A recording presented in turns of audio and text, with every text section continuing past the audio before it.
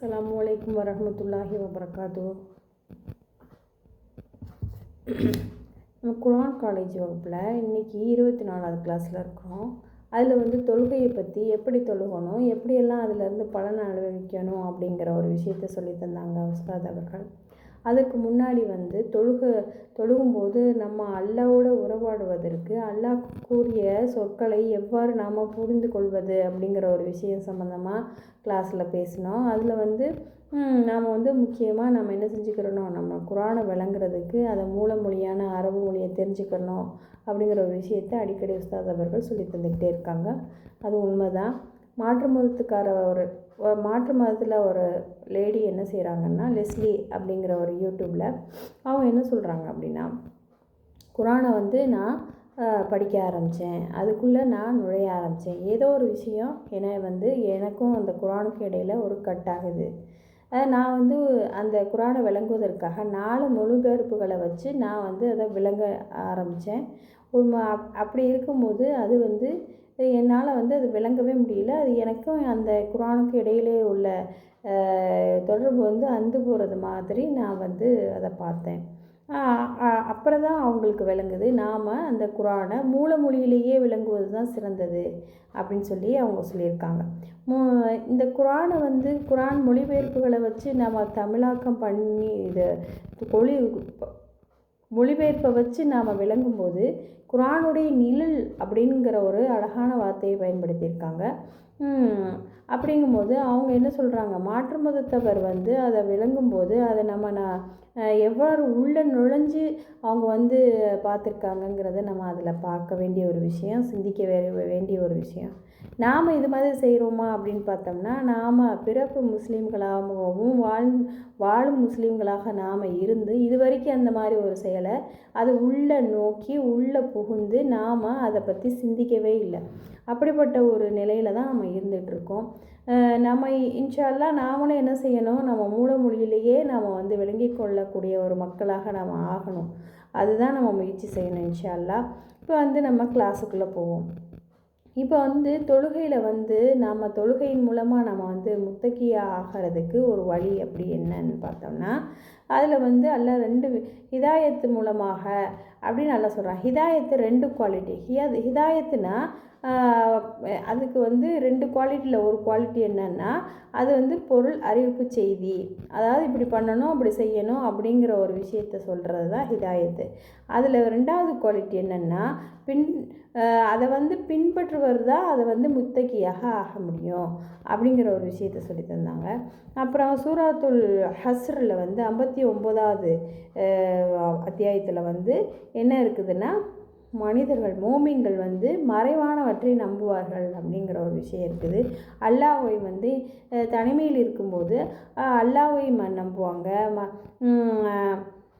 மறைவானது அல்லாஹ்வை நம்புவாங்க, சொர்க்கத்தை நம்புவாங்க, நரகத்தை நம்புவாங்க, விதியை நம்புவாங்க. இதெல்லாம் என்ன சொல்லப்படுது அப்படின்னா, ஹைஃபை நம்புவார்கள் அப்படிங்கிற ஒரு விஷயம் சொல்லப்படுது. அது நம்ம அல்லாஹ்வை தனிமையில் இருக்கும்போது மறைவானவற்றை மீது நாம் நம்பிக்கை வைப்பது தான் ஹைஃபை நம்புவது அப்படிங்கிற ஒரு அர்த்தம் இருக்குது. முத்தக்கியாக ஆகிறதுக்கு நாம் முதலில் செய்ய வேண்டியது என்னென்னா, தொழுகையை நிலைநாட்டுறது தான். அவங்க என்ன செய்வாங்க, யுகீமுன ஸலாத், அவங்க தொழுகையை நிலைநாட்டுவாங்க. அப்போது நம்ம தொழுகை நிலைநாட்டக்கூடிய ஒரு விஷயத்தில் நாம் ஃபஸ்ட்டு லிஸ்ட்டில் வரணும் அப்படின்னா ஹுஷுவோட தொழுகணும். ஹுஷு அப்படிங்கிறது என்ன, பணிவு. அல்லாஹ்விடம் நாம் முன்னாடி நிற்கும்போது, தொழுகையில் நாம் நிற்கும்போது நம்மளுடைய மனசில் என்ன வரணும் அப்படின்னா, பணிவுங்கிற ஒரு விஷயம் நமக்கு வரணும். பணிவுங்கிற ஒரு விஷயம் வர்றதுக்கு நாம் என்ன செய்யணும் அப்படின்னு பார்த்தோம்னா, நாம் தொழுகும்போது நம்மளுடைய தொழுகைகளில் என்ன வார்த்தைகளை உபயோகிக்கிறோம், அல்லாஹ்வுடைய சொற்களை என்னென்ன சொல்கிறோம், அதனுடைய மீனிங் என்ன அப்படிங்கிறத நாம் முதல்ல விளங்கிக்கிறணும். அப்போ தான் நம்ம என்ன செய்ய முடியும், அந்த தொழுகைக்குள்ளே முழுமையாக நம்ம தொழுக முடியும். இப்போ அந்த ஹுஷு அப்படிங்கிற ஒரு விஷயம் பணிவு அப்படிங்கிற ஒரு சொல்லோடு மட்டும் நிறுத்திட முடியாது. அது உயிரூட்டம் பெறுது அப்படிங்கிற ஒரு சொல்லையும் நம்ம கொண்டு வரலாம். பல இதை கொண்டு வரலாம். நம்மளுடைய அச்சம், நம்மளுடைய இறை அச்சம், நம்மளுடைய நம்மளுடைய வாழ்க்கை வந்து கரெக்டாக இருக்கணும் அப்படின்னா நம்ம என்ன செய்யணும், அந்த ஒரு பணிவு, அந்த உயிரோட்டம் அப்படிங்கிற ஒரு விஷயத்தை கொண்டு வந்து அந்த தொழுகையை தொழுதால் மட்டும்தான் நாம் தொழுதோம் அப்படிங்கிற ஒரு லிஸ்ட்டுக்கே நம்ம உள்ளே வர முடியும். இப்போ வந்து நான் சாப்பிட்டுட்ருக்கேன், சாப்பிட்டு முடிச்சிட்டேன், ஆனால் நான் சாப்பிடவே இல்லை அப்படின்னு சொல்கிற ஆட்களும் இருக்க தான் செய்கிறாங்க. இப்போ சாப்பிட்டுட்டு நான் சாப்பிடவே இல்லை அப்படின்னு சொன்னால் அது என்ன அர்த்தம்? நம்ம அதை சாப்பிடும்போது அதுக்கு முழு கவனத்தையும் நம்ம வந்து ரசித்து ருசித்து சாப்பிட்லன்னு அர்த்தம். இப்போ வந்து நம்ம நேரடியாகவே பார்க்கலாம், செல்ஃபோனை பார்த்துக்கிட்டு சாப்பிட்டுக்கிட்டே நிறைய சாப்பிட்ற பிள்ளைங்களும் இருக்காங்க. இந்த மாதிரி நம்ம வந்து செய்யலாமா? அதுவும் தொழுகையில் நம்ம செய்யலாமா அப்படின்னு பார்த்தோம்னா அது செய்யவே கூடாது. இந்த உலகத்தில் வந்து நன்மைகள் கிடைக்கும். இப்போ நாம் தொழுகிறோம், அல்லாஹ் வந்து குர்ஆனில் என்ன சொல்கிறான் அப்படின்னா, தொழுகையாளிகள் வெற்றி பெற்று விட்டனர் அப்படின்னு நல்லா சொல்கிறான். அப்போது நம்ம தொழுகையில் தொழுததுனால நாம் வெற்றி அடைகிறோம் அப்படிங்கிற ஒரு விஷயத்தை அல்லாஹ் குர்ஆனில் சொல்கிறான். அப்போது நம்ம ஒவ்வொரு விஷயத்தையும் இந்த உலகத்தில் நம்ம வந்து வெற்றி பெற்றிருக்கோமா அப்படின்னு பார்க்கும்போது, நம்மளுடைய வாழ்க்கையில் வெற்றி பெறலை அப்படின்னா நாம் தொழுகையை ஒழுங்காக தொழுகலை அப்படின்னு அர்த்தம். அப்புறம் அது வந்து நமக்கு வந்து அல்லாஹ் நமக்கு வந்து எல்லா விஷயத்தையுமே சொல்லித்தர்றான். மறுமை நாளில் அல்லாவை வந்து நாம் வந்து கேள்வி கேட்டுறக்கூடாது அப்படிங்கிறதுக்காக வேண்டி தான் அல்லாஹ் வந்து இந்தந்த நன்மைகளையெல்லாம் தருகிறேன் அப்படின்னு நல்லா சொல்கிறான். மானக்கேடான விஷயங்களிலிருந்து பாதுகாக்கப்படுகிறது. இந்த தொழுகை வந்து மானக்கேடான விஷயத்திலிருந்து பாதுகாக்கப்படுது அப்படின்னு நல்லா சொல்கிறான்.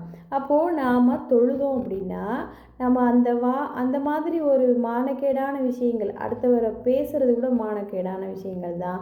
அப்புறம் வந்து ஃபோன்களில் வந்து நம்ம தவறான விஷயங்கள் பார்க்குறது கூட மானக்கேடான விஷயங்கள் தான். மனிதர்கள்ட்ட அழகான முறையில் பேசாமல் அலுவலுக்கு தகுந்த மாதிரி பேசினாலும் வந்து அது மானக்கேடான விஷயங்கள் தான். அதையெல்லாம் நம்ம செஞ்சோம் அப்படின்னா நாம் ஒழுங்காக தொழுகலை அப்படின்னு அர்த்தம். தொழுகை நம்மளை வழி நடத்தலை அப்படின்னு அர்த்தம். அப்போ ஏன் நம்ம தொழுதும் நம்மளை வந்து நம்மளுடைய வாழ்க்கையை பக்குவப்படுத்தலை அப்படின்னு பார்த்தோம்னா நாம் ஒழுங்காக தொழுகலை அப்படின்னு அர்த்தம். நாம் ஒவ்வொரு விஷயத்தையுமே நாம் கவனித்து பார்க்கும்போது நம்மளுடைய தொழுகையை நாம் என்ன செஞ்சிடலாம், தொழுகையோடைய மார்க் விஷயத்தை நாமளே நிர்ணயிக்கலாம். இப்போ வந்து சோஷியல் மீடியாவில் வந்து 2 விஷயம் செய்யணும். ஒன்று, அந்த சோஷியல் மீடியாவில் தவறான விஷயங்கள் வரும்போது அதை நம்ம என்ன செய்யணும், அதை பிளாக் பண்ணி நம்ம வந்து நிறுத்தணும். அதை பார்க்குறதுக்கு உண்டான விஷயத்தை நம்ம செய்யணும். அப்படி செய்கிறோமா? இல்லை அது வராமல் எப்படி தடுக்கணுங்கிற விஷயத்தை யோசித்து அதை செய்கிறோமா? இதில் 2ல் ஏதாவது ஒன்று நம்ம செஞ்சுருந்தோம் அப்படின்னா நாம் ஒழுங்காக தொழுகையை தொழுதுருக்கோம் அப்படிங்கிறது அர்த்தமாகுது. இப்போ வந்து அல்லாஹ்வின் பாதையில் வந்து நாம் செலவிட்டோம் அப்படின்னா அல்லாஹ்வுடைய பாதையில் அல்லாஹ்வுடைய உதவியை தேடி நாம் நின்று அல்லாஹ்வுடைய பாதையில் நம்ம செலவிடும்போது நம்மளுடைய பார்க்கும் கண்களாக அல்லாஹ் மாறுகிறேன்னு சொல்கிறான். இப்போ நம்மளுடைய கைகளாக மாறுகிறேன் அல்லாஹ் அப்படின்னு அல்லாஹ் சொல்கிறான். நம்மளுடைய கால்களாக அல்லாஹ் மாறுகிறேன் அப்படின்னு சொல்கிறான். அதாவது அல்லாஹ் பார்க்கக்கூடிய ஒரு கண்களாக, அல்லாஹ் எதையெல்லாம் நம்மளுக்கு அனுமதிச்சிருக்கானோ அதை பார்க்கக்கூடிய கண்களாக நமக்கு ஆக்குவான். எதையெல்லாம் செய்யணும் அப்படின்னு அல்லாஹ் அனுமதிச்சிருக்கானோ அந்த மாதிரி செயல்களை செய்யக்கூடிய கைகளாக நமக்கு ஆக்குவான். எதை பக்கமாக போகணும், நேர்வழியின் பக்கமாக போகணும் அப்படின்னு அல்லாஹ் நிர்ணயிச்சிருக்கானோ அந்த பாதையின் பக்கமாக நம்மளை வழிநடத்தி செல்ல நம்மளுடைய கால்களை இலகுவாக்குவான். அப்போது நம்மளுடைய தொழுகை முறை சரியாக அமைஞ்சிருச்சு அப்படின்னா நம்ம வந்து நம்மளுடைய எண்ணங்கள் வந்து நம்ம குஷியோட பணிவோடு நம்ம தொழுதோம் அப்படின்னா, உயிரோட்டமுள்ள ஒரு தொழுகையாக நம்ம தொழுதோம் அப்படின்னா நம்மளுடைய வாழ்க்கை முழுவதும் அழகாக சீராக மாறும். எந்த ஒரு கஷ்டங்கள் வந்தாலும் நம்ம சமாளிக்கக்கூடிய ஒரு திறமையை அல்லாஹ் நமக்கு ஏற்படுத்தி தருவான். அதுக்கு வந்து உதாரணமாக 80% 80% 20% அப்படிங்கிற ஒரு ஃபார்முலா இருக்குது அப்படிங்கிறத உதாரணமாக உஸ்தாத் அவர்கள் சொன்னாங்க. அது என்ன அப்படின்னு பார்த்தோம்னா,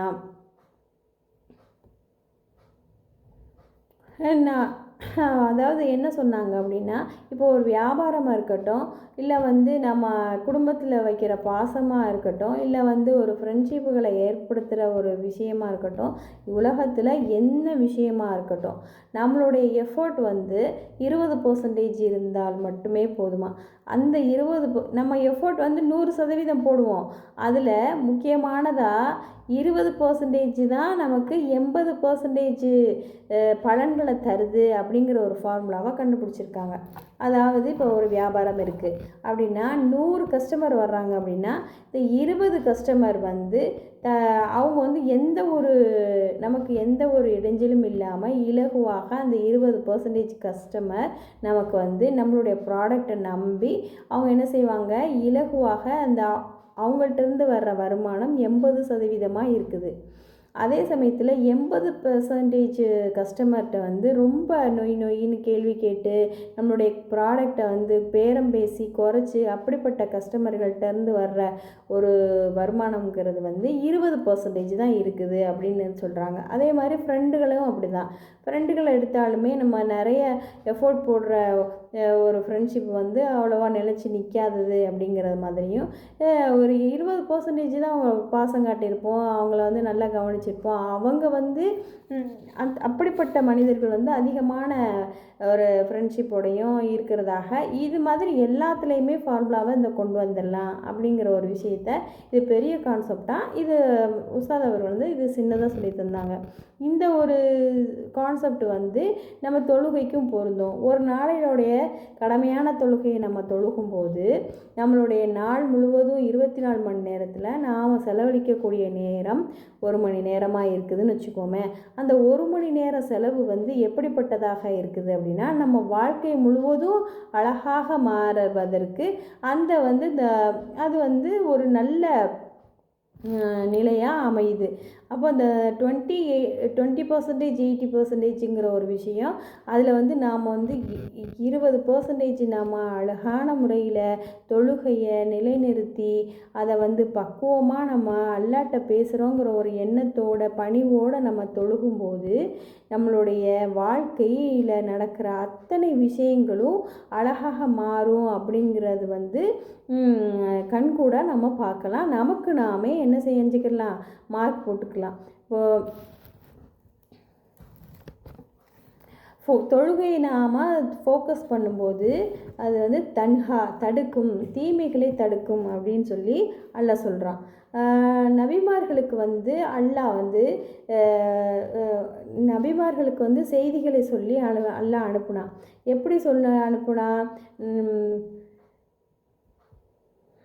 அவங்க வந்து தொழுகையை தொழுங்க, நீங்கள் வந்து எதெல்லாம் செய்யணும் எதெல்லாம் செய்யக்கூடாது அப்படிங்கிற ஒரு விஷயத்தை தான் சொல்லி அல்லாஹ் வந்து அனுப்புனான். ஆனால் அவங்க வந்து எல்லாத்தையும் தடுத்தாங்களா, எல்லாம் முழு மூச்சாக நமக்கு செஞ்சாங்களா, பண்ணாங்களா, வழி நடத்துனாங்களா அப்படின்னா அது கிடையாது. நமக்கு வந்து எச்சரிக்கை செஞ்சாங்க. நபிமார்கள் வந்து நமக்கு எச்சரிக்கை செய்யக்கூடிய ஆட்களாக தான் நமக்கு அல்லாஹ் அனுப்பியிருக்கிறான். அப்புறம் மறுமையில் வந்து முதல் கேள்வியே தொழுகையாக தான் இருக்குது. தொழுகையில் வந்து நல்ல மார்க் வாங்கிட்டோம் அப்படின்னா மற்ற எல்லா விஷயத்துலையுமே நாம் என்ன செஞ்சுருவோம், நல்ல மார்க்குகள் வாங்கிடுவோம். இப்போ எக்ஸாம் பேப்பர் திருத்தும்போது நாம் வந்து 40 மார்க் வாங்கினா தான் நம்ம பாஸ் ஆகிருப்போம்.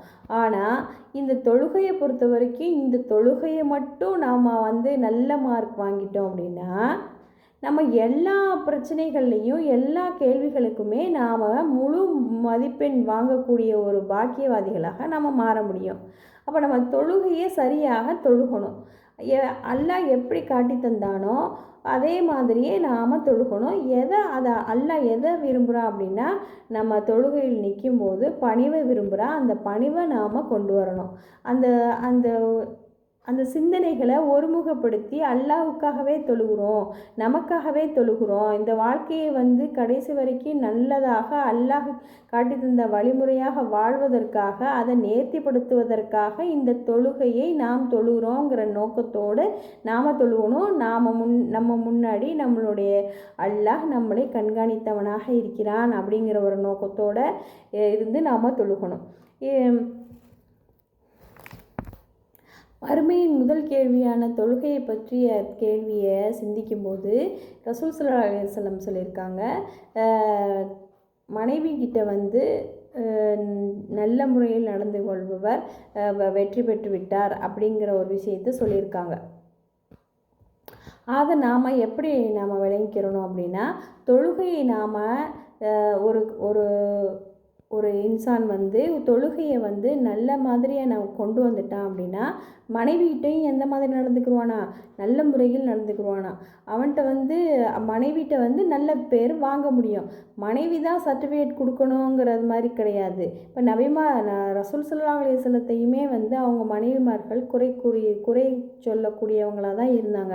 அதுக்காக ரசூல்லா வந்து அவங்க வந்து குறையுள்ள மனிதர்னு சொல்ல முடியுமா? முடியாது. ஆனால் இதை நாம் எப்படி விளங்கணும் அப்படின்னா, தொழுகையை நல்ல நிலைநாட்டினவங்க, தொழுகையை நல்ல மாதிரியாக தொழுதவங்க மனைவிமார்கிட்டையும் நல்ல முறையாக நடந்துக்குருவாங்க அப்படிங்கிறது தான் நம்ம விளங்கணும். அஸ்ஸலாமு அலைக்கும் வரஹ்மத்துல்லாஹி வபரகாத்துஹு.